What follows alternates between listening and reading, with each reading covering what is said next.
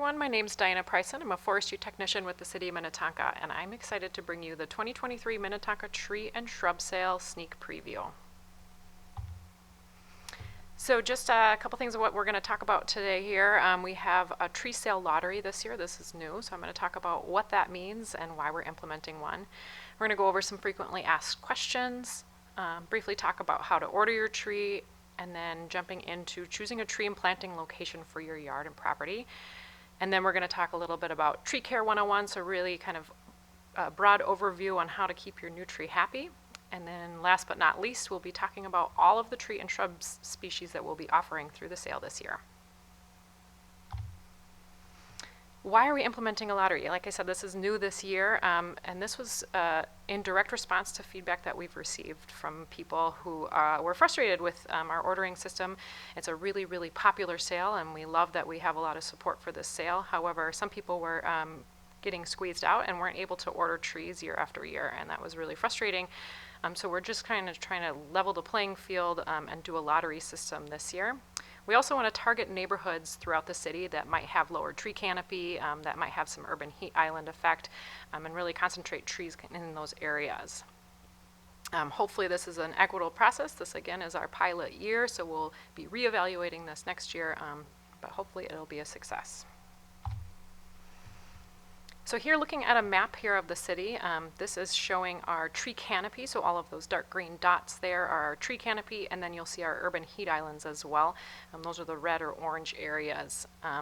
We're very fortunate here in the city of Minnetonka to have some great tree canopy cover. We've got lots of trees within the city, but as you can tell that there's areas with that are pretty void of trees. And if you were to zoom in on any of these red areas, they definitely follow shopping districts. So we see Ridgedale Mall there on the top right, and then we got Minnetonka High School and some shopping centers there on the bottom left in our Opus area.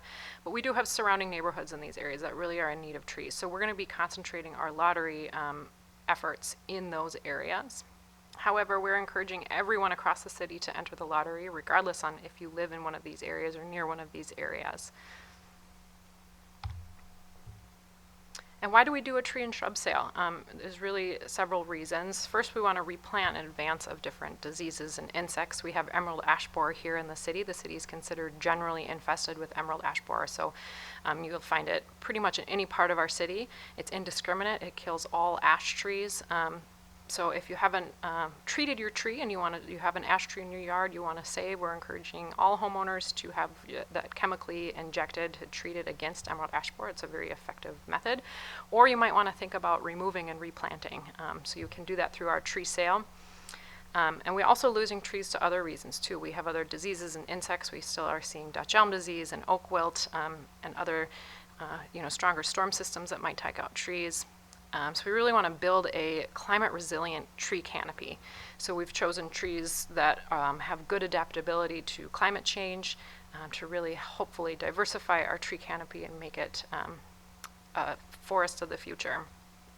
We know that trees do so many great environmental benefits for us, and also the best place to plant trees is on private property. If you were to look at all the plantable spaces throughout the city, it's actually not in our parks and our public spaces. It's actually on private property. So this is a really great way to get trees in the ground and giving back to our residents as well. All right, let's talk about some frequently asked questions. How much are the trees? The trees actually are going up this year if you've participated in the tree sale in the past. The copay has always been $40, or at least for the past 5 or 6 years. This year we're raising it to $50, and there's a couple reasons for that.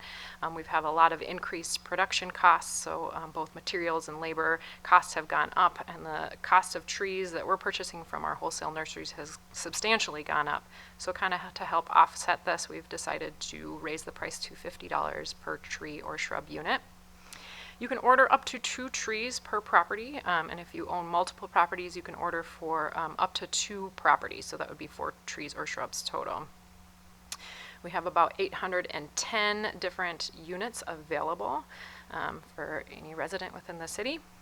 And then just to ensure that we have the best stock and the most diverse tree species offerings, we do have to order these trees pretty well in advance. So we actually ordered the trees for a fall delivery in January already this year.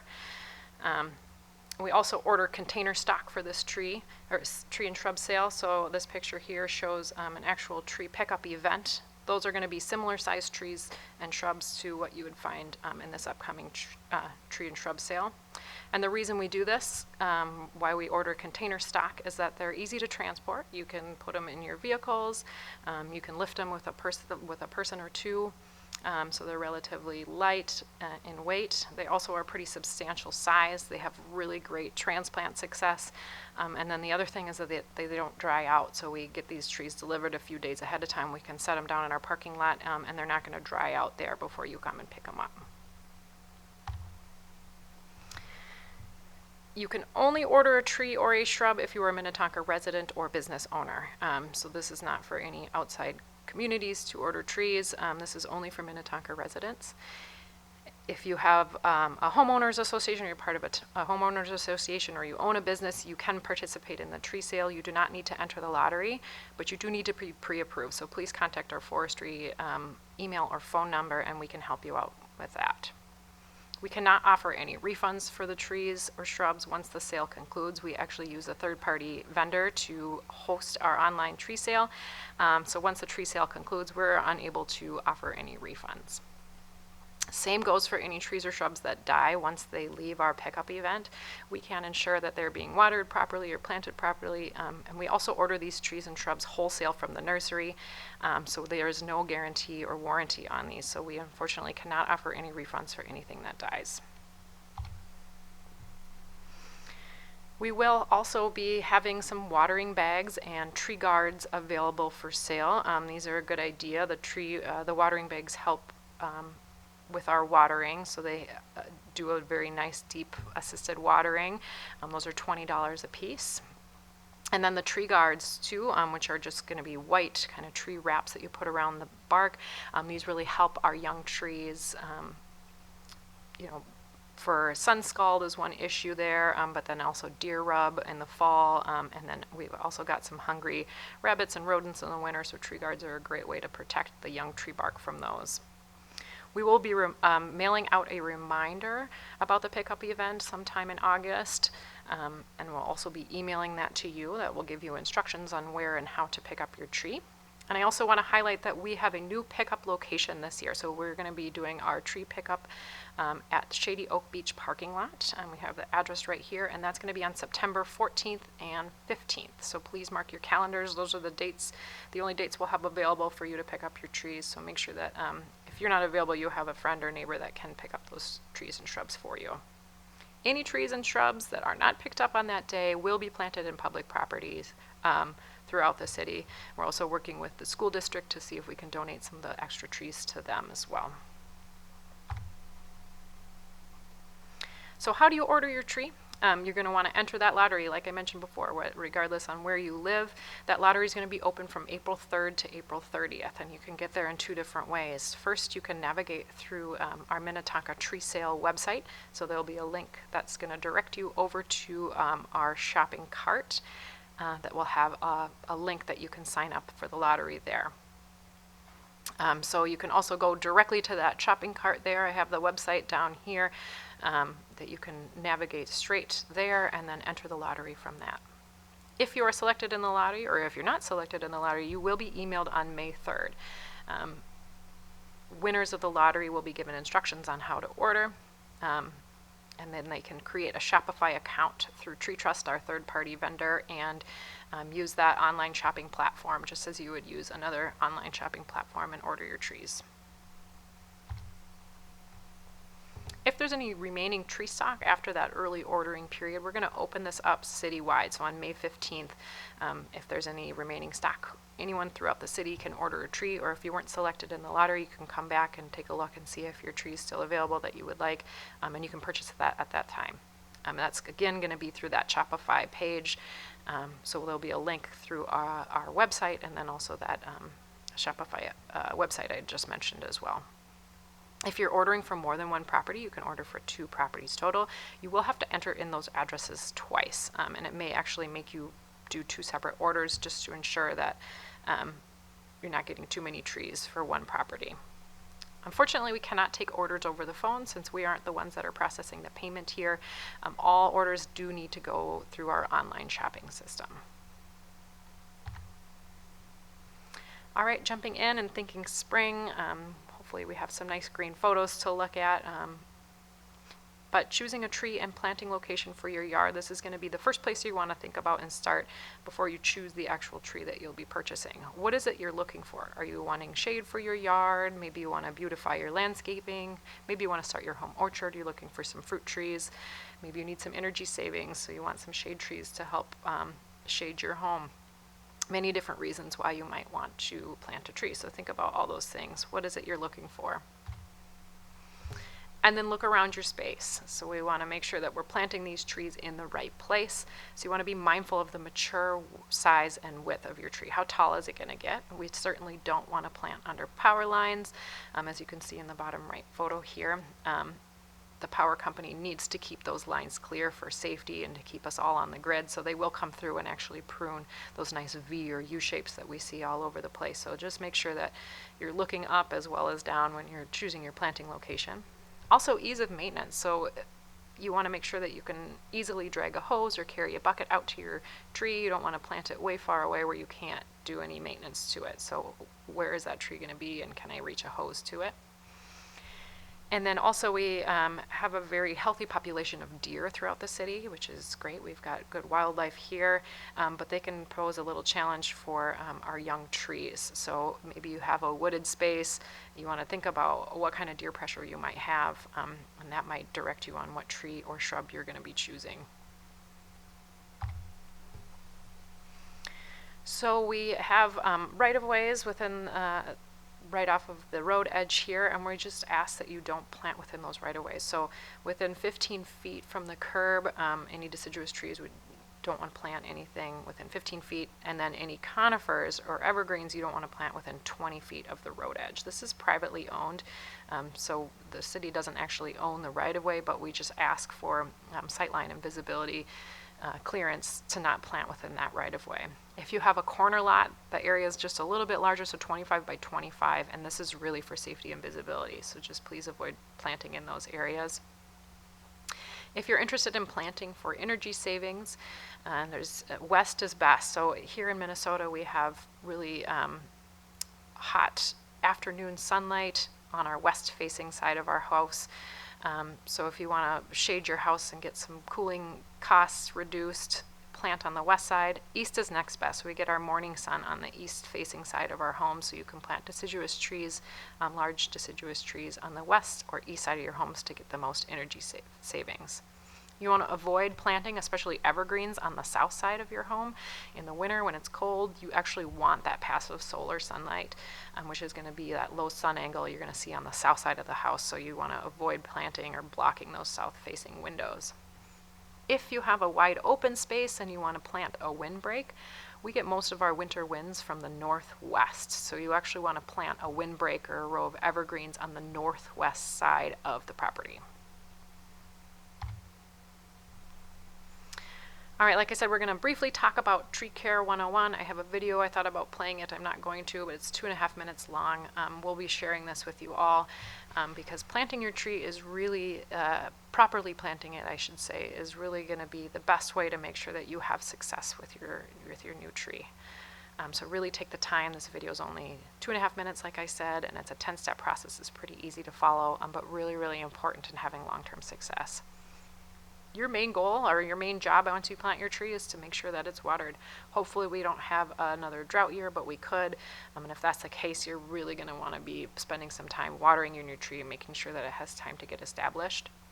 I'm going to touch a little bit on why mulching is good for your tree, how to protect your tree from deer and rabbits and things like that, and then monitor. All right, properly planting your tree, I'm just going to say this once again, is really the cornerstone to success. So really take that time. We have these container trees for all the great reasons that I mentioned before, but it also comes with some challenges where container trees can be pretty pot-bound when you get them from the nursery. You can see this photo in the top right here has all these encircling roots. Tree roots have amazing memory, so if you plant it just like that, those tree roots are just going to continue to grow around in the circle, and the tree trunk is going to grow out, and then you get what's called stem girdling roots. And you can see a couple photos here representing that. Those stem girdling roots can actually cut off the tree's ability to transport water and nutrients, and it'll start dying from the top down.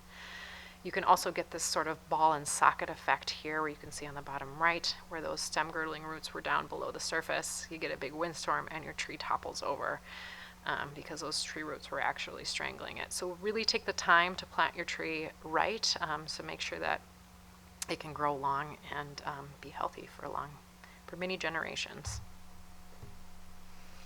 So watering is going to be your main goal. You want to water your tree once weekly in the absence of rain. So a good rule of thumb is if we have a 1-inch rain event, you probably don't need to water.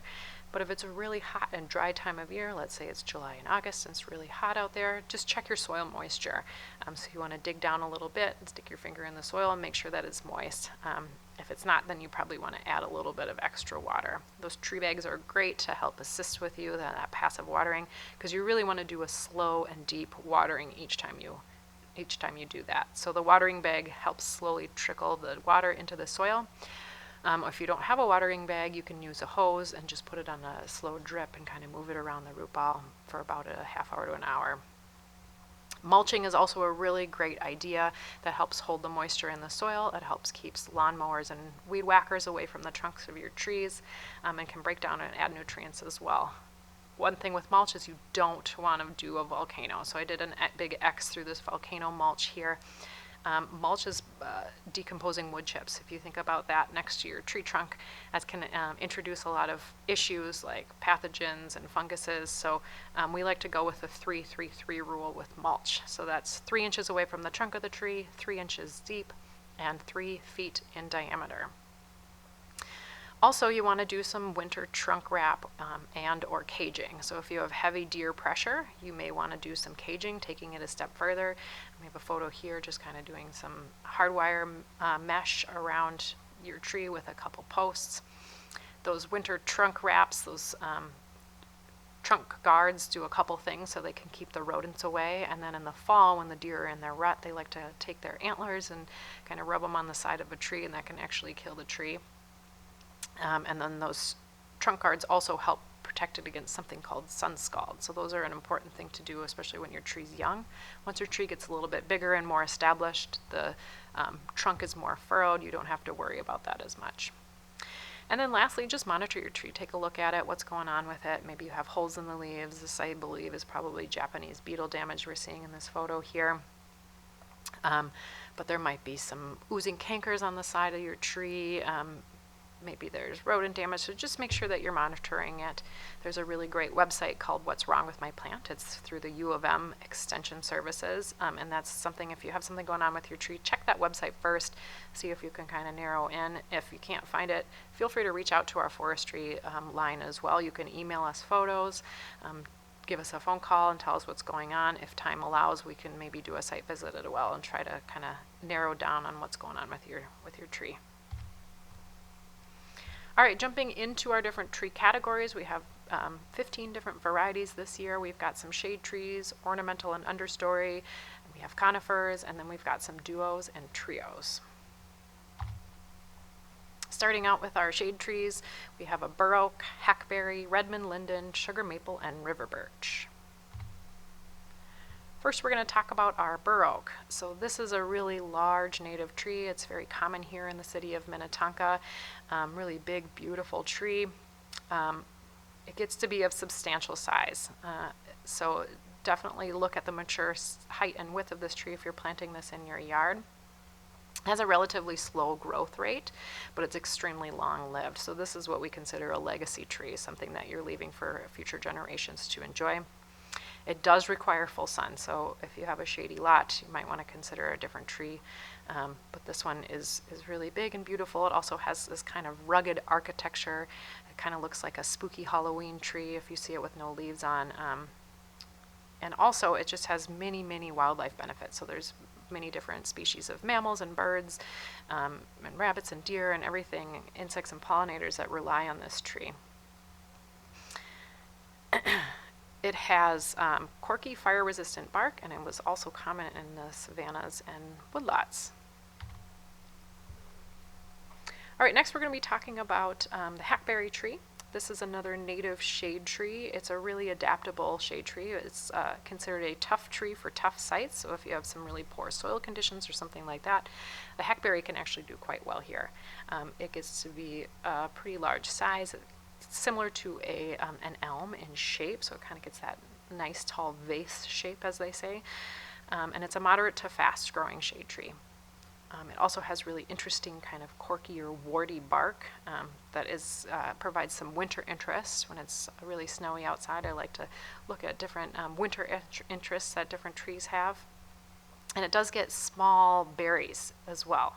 And the birds really, really love these berries, and they're actually edible. They were an important food source of some of our first peoples here, and they are said to resemble the flavor of dates. And I've tried them before. I can't say that that's exactly the flavor that I got. However, they're not bad. This winter too, just a little tidbit, I saw a full-size turkey on the end of a hackberry branch kind of eating these berries. So they really are an important food source, and especially in the wintertime when other food is scarce. Next we have our Redmond Linden. This is another native shade tree. This is a cultivar of our American basswood. This was developed for its nice uniform kind of pyramidal gumdrop shape. As you can see there, it's very symmetrical, doesn't require a lot of pruning to maintain that shape. And this one's a little bit smaller than the other shade tree, so if you have a tighter spot, you might think about maybe planting this one. Has a moderate growth rate. It can take some shade. So the other two shade trees I mentioned do need full sun. This one can take a little bit of shade and do just fine. It has these really nice fragrant white, kind of creamy white flowers that blossom in early spring. It's just really, really strong smelling. I love the smell. They make soaps and lotions out of it. And then it's also an important food source for early pollinators and insects. It has a moderate kind of climate change resiliency rating, so it's predicted to do okay in the wake of climate change. And then one interesting fact that I saw about this one is that Native Americans used to use the inner bark or bast to make cords and nets, and that's what gave it its name. So they called it basswood, or later changed to basswood. It has nothing to do with the fish. It's actually about the inner bark on this tree. Next we have our sugar maple. This is an extremely popular yard tree. It's a native tree too, so you'll see that in our hardwood forests throughout the state. And it's really, really popular because it gets this amazing fall color. Everyone loves our maples in the fall. They can be from red to orange to yellow, just really, really brilliant, super pretty. They also have a very dense shade, so they cast a pretty dense shade. This would be a tree that I would avoid planting next to, let's say, a vegetable garden or something like that. It can be even hard to grow grass underneath it because it has such a dense canopy. Maple trees do also get these samaras, that's what their fruit is called, or helicopters, what I used to call them when I was a kid. So this one will get some of those helicopters. Another really important food source for our birds and mammals. It has a moderate climate change resiliency rating.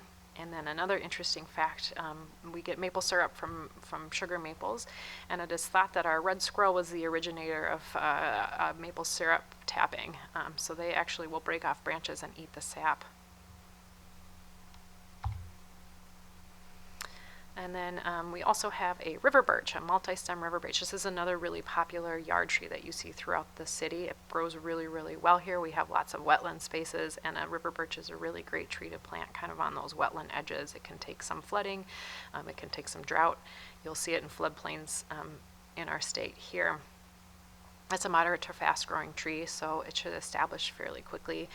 Full sun to part shade, so it can take a little bit of shade. I would err more on the full sun side if you can. It has really pretty fall color, kind of a golden yellow, and then of course that really nice exfoliating bark. One theory on why the bark exfoliates like this is that it actually photosynthesizes through its bark. Not all trees do that, but birches do. And it will exfoliate, kind of one theory, to get rid of lichens that might be blocking that solar light from getting to it. All right, jumping into our ornamental and understory trees, we have 5 different ones available. We have a single stem redbud, we have a multi-stem autumn brilliant serviceberry, a starlight crabapple, and an ironwood, and a blue beech. So first up is our Redbud. This is going to be a single stem variety, so it's just going to be one stem. Redbuds are really known because they push out this beautiful magenta pink blooms before the leaves even pop on the tree. So this happens early season. You'll see these kind of bright magenta pink flower buds, really beautiful in the landscape. This is an understory tree, so it can take some shade. However, just you want to give it, a little bit of sun. The more sun you get, the more flowers that you'll see. It has a moderate growth rate. It also gets really beautiful fall color, so it's a really brilliant yellow. And then during the growing season, you get these kind of larger heart-shaped leaves that are a different color green too, that really stand out in the landscape as well.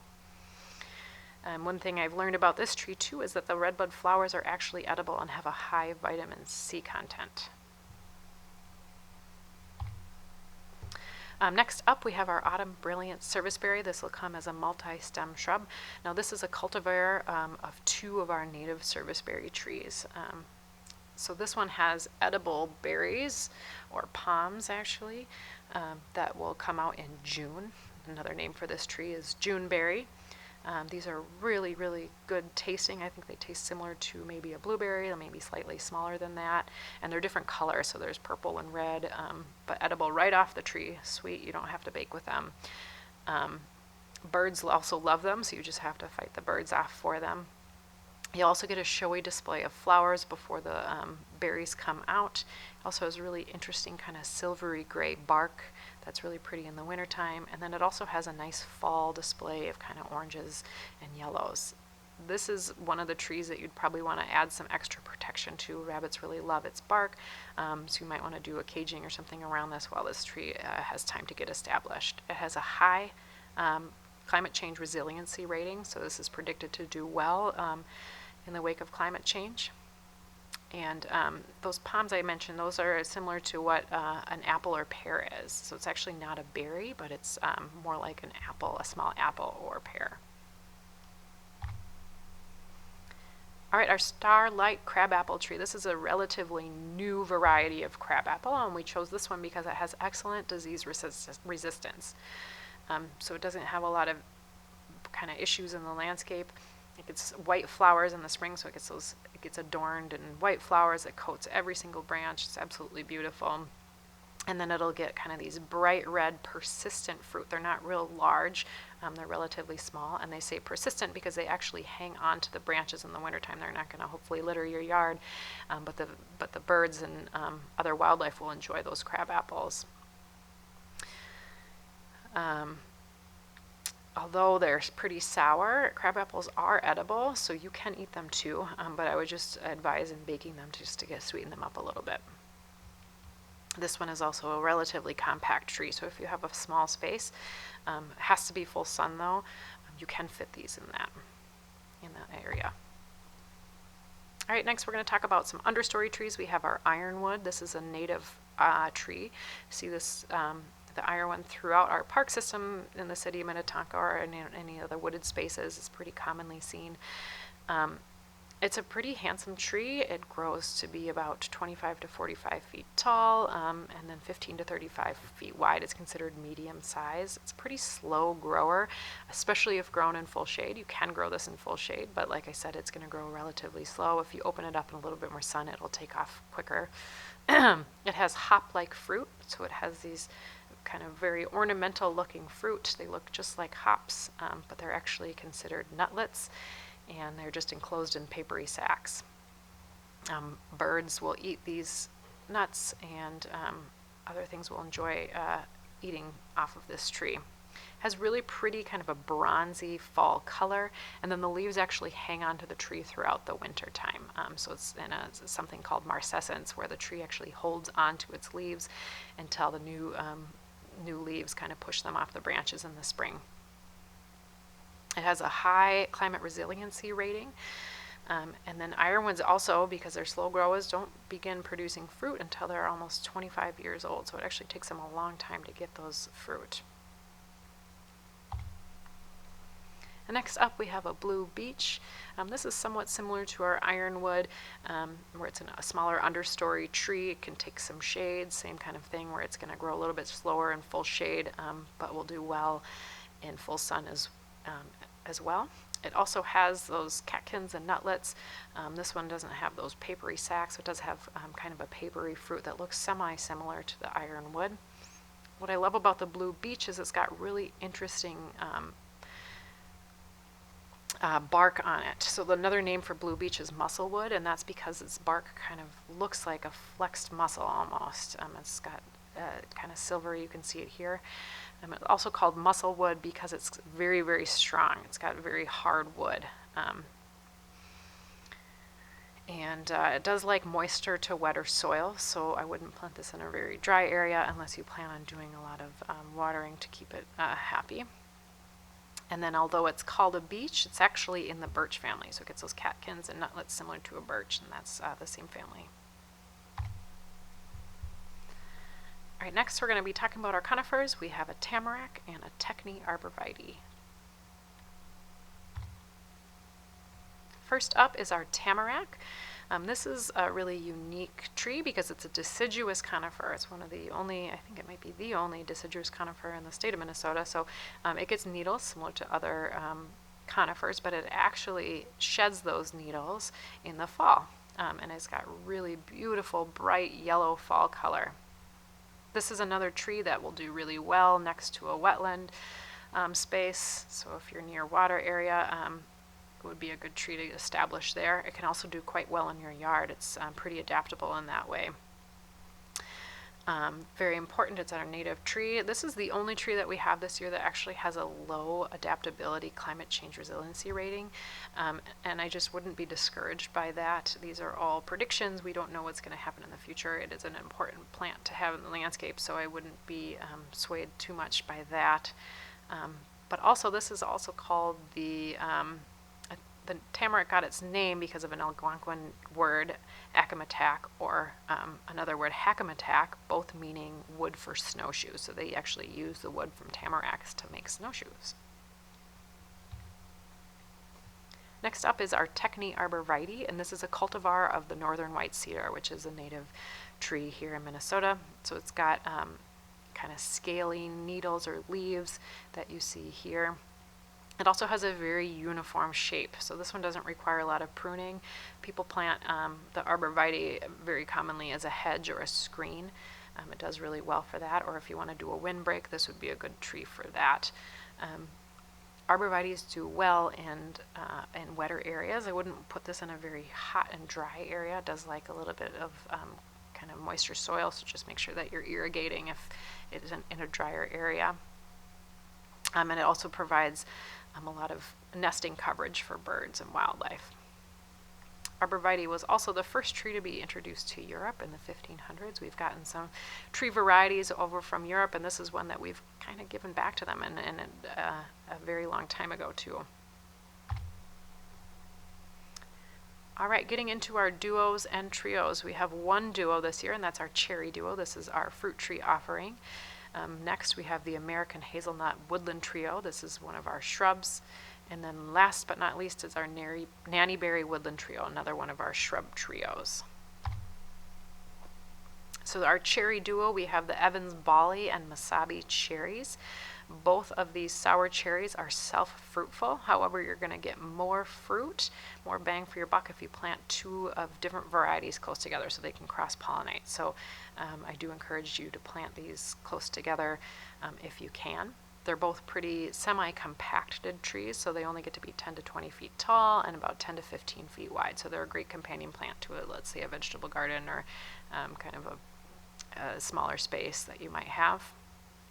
They get these bright red sour cherries in late summer. I like them straight off of the tree, but they are a little bit sour, so you can definitely do some baking or make some jams and jellies out of them. They have a high melatonin content, so you may get sleepy if you eat too many of them. I have not had that problem, especially if you jam pack it through full of sugar and make a jam or a jelly or something out of it. All right, one of our shrub trios here. So this is our American Hazelnut Woodland Trio. You actually get 3 of the same species with this offering. American hazelnut is a great native understory tree that actually gets some edible fruit if you can beat the wildlife to it. So hazelnuts that you buy in the store, this is very similar. They're slightly smaller than the cultivated varieties that you might buy, but you can actually eat them. They grow in these kind of papery husks, and once they're ripe, you can pull the husks off. And you can eat them raw, or you can roast them and enjoy them that way. Hazelnuts do spread through root suckers, so if you're looking to form a thicket or something, or if you're replanting following a buckthorn bust on your property, hazelnut's a good one to get established there. It also has really amazing fall color. I don't think this picture here really does it justice. This has got very like multicolor reds, purples, oranges, yellows, really, really pretty. It also gets those catkins too.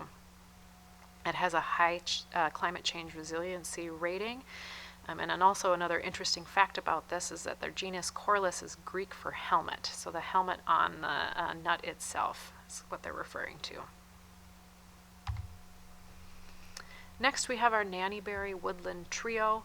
This is a native flowering shrub tree, so it gets white flowers in the spring, really, really pretty. And then following that, you'll actually get black drupe fruit. So they're kind of elongated fruit, and they're kind of a darker color. They are also edible. They're very, very bitter. If you were to eat them, I definitely advise of baking with them. They have a high antioxidant quality though, so they're really great in that way. Birds also will love them, so you would have to fight off the birds if you would like to eat those. But like I mentioned, you're going to get 3 of these shrubs with this offering. It has a high climate change resiliency rating, another great tree to plant or shrub to plant following buckthorn removals. And then Viburnum lentago, that's the scientific name. It means wayfaring tree, tough and flexible. This one is said to have some deer browse resistance. I think because it's a really tough tree, it's flexible. Deer can kind of grab what they need without actually breaking branches. And because it's a shrub too, it can kind of sprout back. That is it. Thank you so much for listening. If you have any questions, please, you can contact us through our email here, forestry@minnetonkamn.gov, or you can call our forestry line, and that's 952-988-8407. Thank you so much. Have a good day.